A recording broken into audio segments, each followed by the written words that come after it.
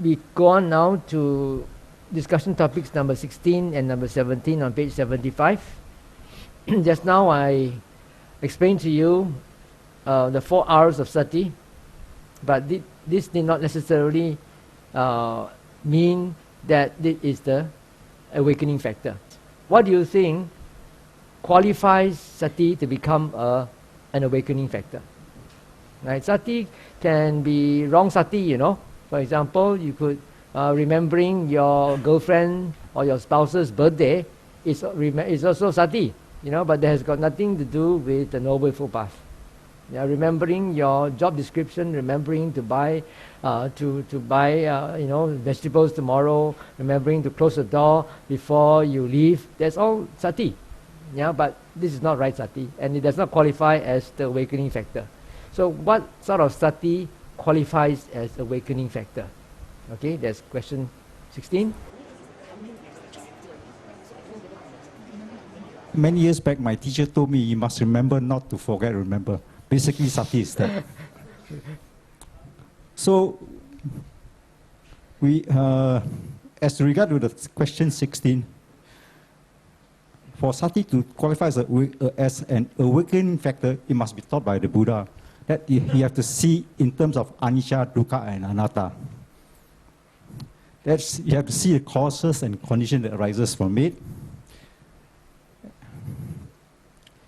And on question 17. Wait. That one is the next group. Just finished already. Right.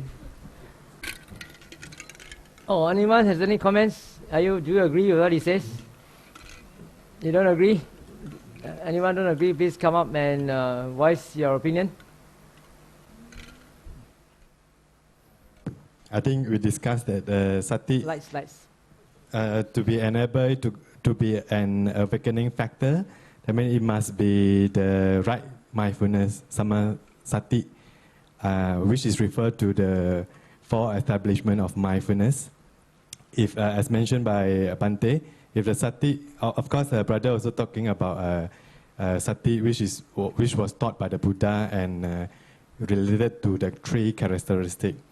But I think our group prefer to define it, which is sati, which is direct to the direct observation of the 5 aggregate of mind and body, or the 4 establishment of mindfulness. And of course, the mindfulness also have a different level. Maybe at the beginning when we sit, when we try to cultivate when we try to establish the mindfulness, it still cannot be qualified as an awakening factor because the sati is still very weak, it's not continuous. So we agree that sati to be an enlightenment factors. First, I repeat, must be the 4 establishment of mindfulness. Second, be supported by the Noble Eightfold Path, which means with the right view and right understanding of the 3 characteristics. And third one, it must be unbroken and continuous. And also is look into the deeper level. It's not superficial, but I mean it can sustain to observe the conditional phenomena deeply. Okay, thank you. Anyone else? Yes. Yeah. Shavin.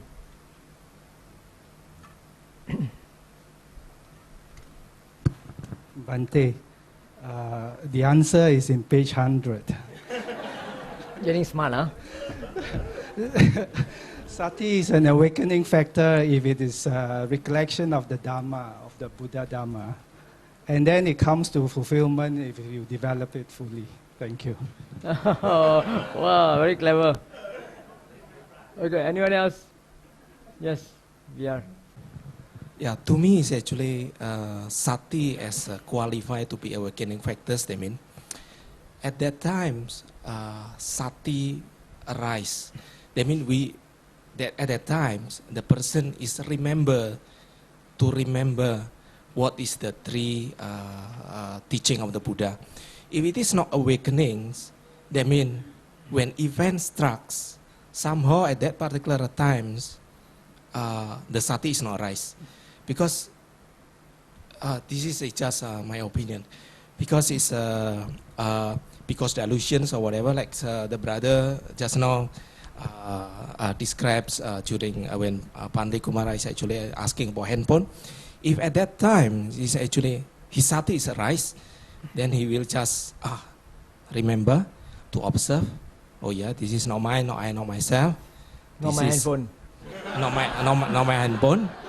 This and also because cause of condition there is arises, and yeah. So basically, it's a sati to be awakening factors. That mean in any point of time, that particular person, for whatever strikes to him, the sati must take place and to remember.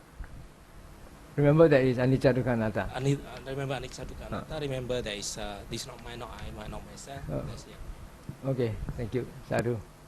Anyone else? No, the main thing is we were discussing, you don't have to take it personal, you see. It is not personal to you.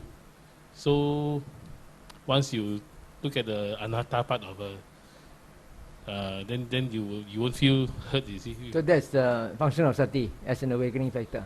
Is that what you're saying, see? Yeah, to realize the anicca, because anatta is part of the three characteristics, you see. Oh, okay, thank you. Yes? Sati is very important as an awakening factor, because if we cannot remember to put into practice what we learn from our teachers, the mind will never get awakened. So, remembering what you learned from the teacher. Remember, like, for example, Bhante Kumara and Bhante Aggacitta always ask her to remember this. If any thoughts are just thoughts. They are not me, not mine, not myself. They arise and pass away due to causes and conditions. They are anicca, dukkha, anatta. Okay. Thank you. You know, the answer is on page 98.